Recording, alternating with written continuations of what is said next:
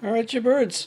I wanted to show off this function generator, what I'm calling a real function generator, as opposed to something like this, also a function generator.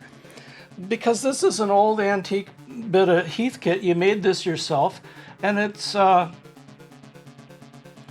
pretty interesting what you can do with it. Because if we listen to this setup here,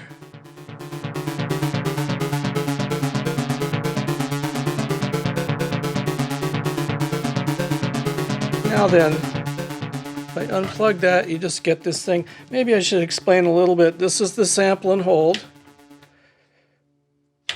And we turn that on, and this rate sets up this little kind of da-da-da-da-da-da.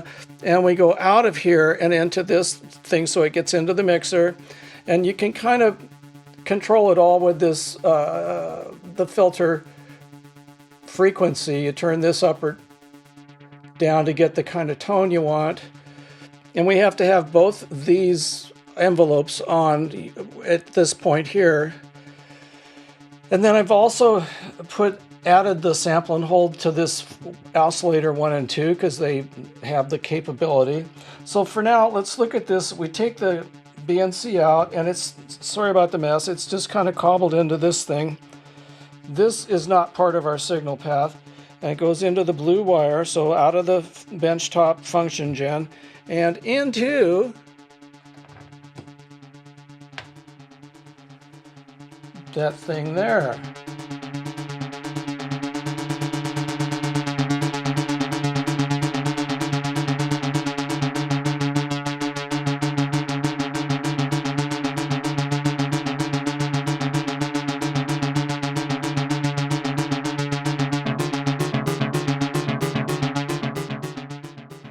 I just wanted to show that we can really change up the rhythm.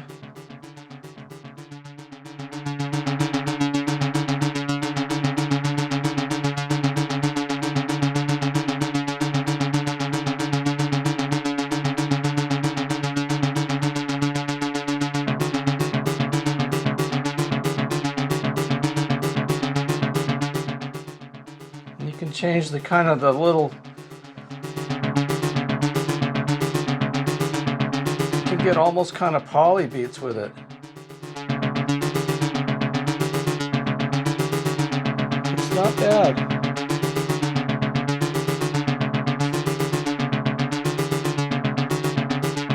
See, this is a decade multiplier here. We're on the lowest one, so this is actually 2 cycles a second of this, the influence of this thing.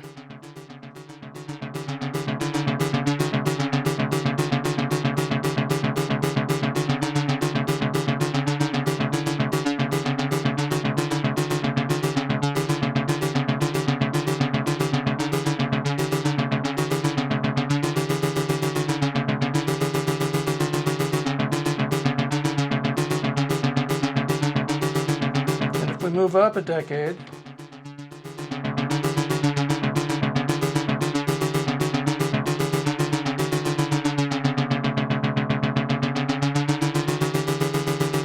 And we're kind of going up like a penny whistle. It's so weird. I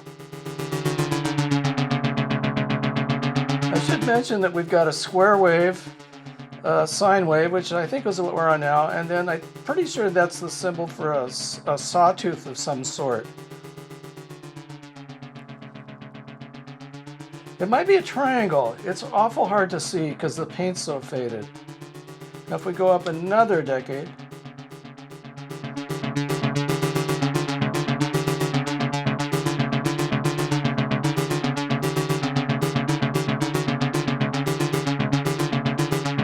and over here you've got a whole different setup. This is the decibel thing. I'm not sure how or why that works, but it's basically determines how loud it is, or how much loudness is perceived by your ear or something.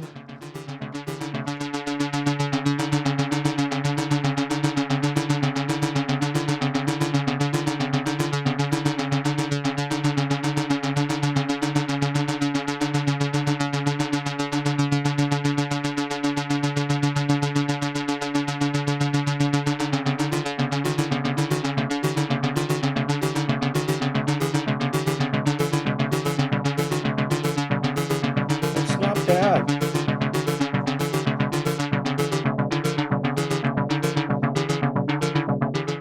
And see, the higher we go up here in decibels, this is as loud. The 0 is as loud as it is. We've turned it down by 10 dB in this position. Now we've turned it down by 30 dB.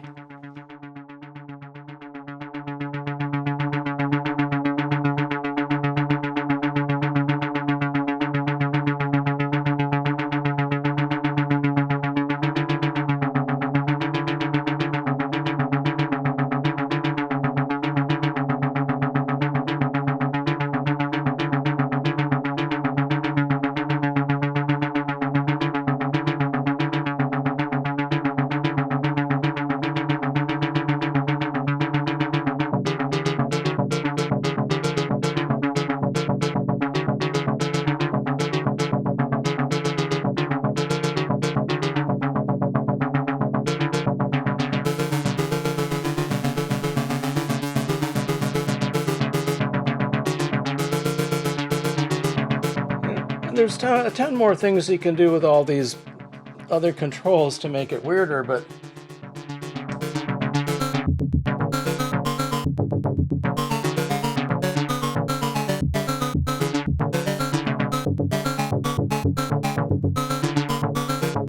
I don't know if that's coming through because I've got these kind of tacky headphones on, but I also took the reverb tank out. I've had an old one left over from a guitar project and just put this kind of a scrap transformer thing in here. And it didn't work to boost a signal on the input, but on the output it seems to work okay. And I can't really hear if it's working, but I hope it is. And it replaced this little thing which just says Bellcat is the maker, I guess. And this came out of this just out of warranty 2600. It sounded so awful, it was just unlistenable. So if you're on the fence about the Halloween colored 2600 or this gray meanie or the blue one, don't let the, what do you call it, the reverb be a deciding factor. I'm pretty sure the digital one, from what I've heard just listening on the laptop watching YouTube, is actually less offensive than this spring-loaded gizmo here.